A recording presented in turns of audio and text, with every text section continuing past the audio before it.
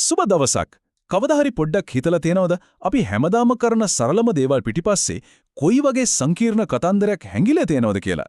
අන්නේ සැඟවුණු කතාටිට එළියට අදින්න උදව් වෙන සමාජ විද්‍යාව කියන ලෝකයේ දිහා බලන්නම අපිට අලුත්ම ඇහක් දෙන විෂයක් ගැන තමයි අද මේ විග්‍රහය. බලමු මේකෙන් අපි දකින ලෝකය කොම් වෙනස් වේද කියලා. හරි. එහෙනම් සමාජ විද්‍යාවේ මේ විශේෂ දැක්ම තේරුම් ගන්න අපි පටන් ගමු හිතා ගන්නත් බැරි තරම් සරල ඒ වගේම හැමෝගෙම ජීවිතයට සම්බන්ධ දෙයකින්. හිතන්නකෝ හැමදාම උදේක බොන තේ කෝප්පය ගැන. මේක හරිම සාමාන්‍ය දෙයක් වගේ නේද? ඒත් ජීව විද්‍යාඥයෙක්, ආර්ථික විද්‍යාඥයෙක් සහ සමාජ විද්‍යාඥයෙක් කියන තුන්දෙනා මේ එකම තේ කෝප්පේ දිහා බලන්නේ සම්පූර්ණයෙන්ම වෙනස් කෝණ තුනකින් කියලා දන්නවද? දැන් බලන්න ජීව විද්‍යාඥයෙකුට නම් මේක හරිම සරලයි. ඒක ශරීරයට කැෆේන් කියන රසායනිකය ඇතුල් වෙන ක්‍රියාවලියක්. එච්චරයි. ඒක සම්පූර්ණයෙන්ම විද්‍යාත්මක පැහැදිලි කිරීමක්. හරි. දැන් අපි ආර්ථික විද්‍යාඥයෙක් පැත්තෙන් බලමු. එයාට මේක පේන්නේ පාරිභෝගිකයෙක් සහ භාණ්ඩයක් අතර වෙන්න ගනුදෙනුවක් විදියට. ඒ කියන්නේ සල්ලි දීලා තේ කොළ අරන් තේ එකක් හදාගෙන බොන එක. වෙළඳාමක්. හැබැයි ඉතින් සමාජ විද්‍යාඥයෙක් මේ සරල වෙනේ දිහා බලද්දී පේන්නේ ඊට වඩා හාත්පසින්ම වෙනස් ගොඩක් ගැඹුරු දෙයක්. එයාට අනුව මේක සාමාන්‍ය තේබීමක් නෙමෙයි. මේක සංකීර්ණ සමාජ චාරිත්‍රයක්. එතකොට සමාජ විද්‍යාවෙන් කරන්නේ මොකද්ද? ඒක හරියට වතුරට උඩින් පේන අයිස් කන්දේ පොඩි කෑල්ල දිහා බලලා වතුර යට තියෙන දැවන්ත කොටස ගැන හොයනවා වගේ වැඩක්. පේන දියට එහායින් තියෙන සැඟවුණු සමාජ බලවේග සහ රටා හාරලා බලන එක. ඒ කියන්නේ ඇයි අපි තේ බොන්නේ? තේ වෙලාව කියන එක යාළුවොත් එක්ක එකතු වෙන සමාජ සම්බන්ධතා ගොඩනගන තැනක් වෙන්නේ කොහොමද?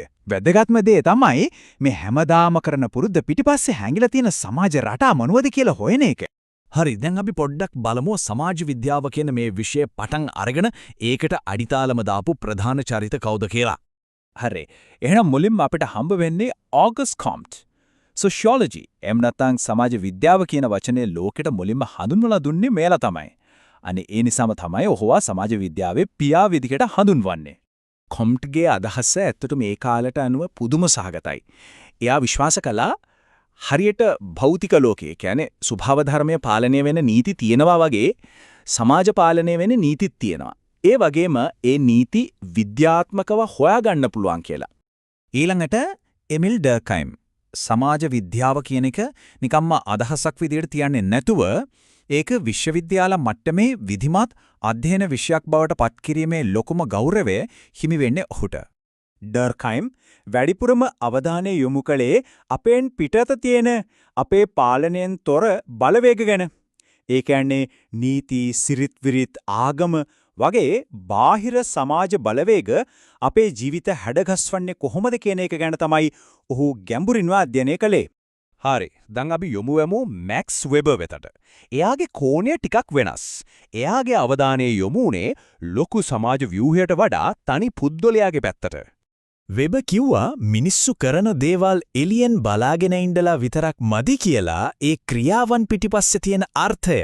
ඒ කියන්නේ මිනිස්සු යම් දෙයක් කරන්නේ ඇයි කියන හේතුව තේරුම් ගන්න එක අත්‍යවශ්‍යයි කිව්වා. සමාජ විද්‍යාව කියන මේ අලුත් විද්‍යාව නිකම්ම අහසින් පාත්තුනේ නෑ. ඒක බිහි වුණේ මුළු යුරෝපයේම උඩු යටිකුරු කරපු දැවැන්ත සමාජ කැළඹීම් සහ අවුල් වියවුල් තත්වයන් තේරුම් ගන්න තිබුණු අවශ්‍යතාවය නිසා. මේ බලන්න විප්ලව තුනක් බුද්ධි විචාර යුගය, ප්‍රංශ විප්ලවය සහ කාර්මික විප්ලවය මේ තුනම එකට එකතු වෙලා අවුරුදු දහස් ගාණක් පැවතුණු සාම්ප්‍රදායික යුරෝපීය සමාජය සම්පූර්ණයෙන්ම කඩා බිඳලා දැම්මා. අන්න ඒ අලුත් අවුල් සහගත ලෝකේ තේරුම් ගන්න දරපු උත්සාහයක ප්‍රතිඵලයක් විදියටයි සමාජ විද්‍යාව බිහි වෙන්නේ. හිතන්නකෝ රජවරු ආගමික ආයතන වඩේ පරණ සමාජ ව්‍යුහයන් ඔක්කොම බිඳ වැටුණා. හැමතැනම අවුල් මිනිසුන්ට සමාජයේ තේරුම් ගන්න අලුත්ම ක්‍රමයක්, අලුත් කණ්ණාඩියක් අවශ්‍ය වුණා. හරි. දැන් තමයි අපි එන්නේ මේ කතාවේ වැදගත්ම ඒ වගේම ප්‍රබලම තැනකට. ඒ තමයි ඇමරිකානු සමාජ විද්‍යාඥ සී රයිට් මිල්ස් හඳුන්වලා දුන්නු ප්‍රධාන සංකල්පය. අපි හැමෝගෙම අහන්න ඕන ප්‍රශ්නයක් තියෙනවා. අපේ ජීවිතයේ තියෙන ප්‍රශ්න. හිතන්න රස්සාවක් නැති එක, දුප්පත්කම. මේවා ඇත්තටම අපේම පුද්ගලික වැරදි, අපේම දුර්වලකම් නිසා විතරක්ම ඇතිවෙන දේවල්ද? මිල්ස් හඳුන්වලා දෙනවා සමාජ විද්‍යාත්මක පරිකල්පනය කියලා දෙයක්. මේක හරියට අපිට ලැබෙන අලුත්ම සුපිරි බලයක් වගේ. සරලවම කිව්වොත් අපේ පෞද්ගලික ජීවිතයයි ඊට එහායින් තියෙන සමාජයේ ලොකු ඉතිහාසයයි අතර තියෙන සම්බන්ධය පියවියෙන් දකින්න පුරුවන් වෙන එක. මිල්ස් මේක පැහැදිලි කරන්න නියම උදාහරණයක් දෙනවා හිතන්න එක්කෙනෙක්ට රස්සාවක් නැහැ කියලා. සමහර වෙලට ඒක යාගේ කම්මැලිකම නිසා වෙන්න පුළුවන් මේක පුද්ගලික කරදරයක්. හැබැයි රටක මිලියන ගණක් මිනිස්සුන්ගෙන් 130කටම රස්සා නැත්නම් ඒක තවත් පුද්ගලික ප්‍රශ්නයක් නෙවෙයි ඒක සමාජයේ ව්‍යුහයේම තියෙන පොදු ප්‍රශ්නයක්.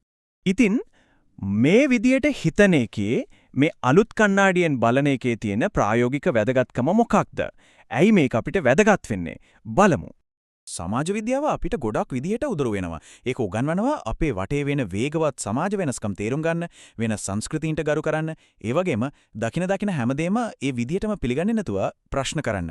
ඊටත් වඩා දුප්පත්කම, අපරාධ වගේ ලොකු ප්‍රශ්න විසඳන්න ප්‍රතිපත්ති හදන අයට මඟ පෙන්වන්නත් මේ දැක්ම උදව් වෙනවා. මේ හැමදේම එකතු වුණාම අපිව වඩා දැනුවත් කල්පනාකාරී පුරවැසියන් බවට පත් කරනවා. ඉතින් අවසාන වශයෙන් මේ ප්‍රශ්නය ගැන හිතන්න ඉඩ තියලා නවතින්නම් තමන්ගේ ජීවිතේ පුද්ගලික කරදරයක් කියලා හිතාගෙන ඉන්න දෙයක් ඇත්තටම ඊට වඩා විශාල සමාජයේම මුහුණ දෙන පොදු ප්‍රශ්නයක කොටසක් වෙන්න බැරිද? ඒ ගැන පොඩ්ඩක් හිතන්න.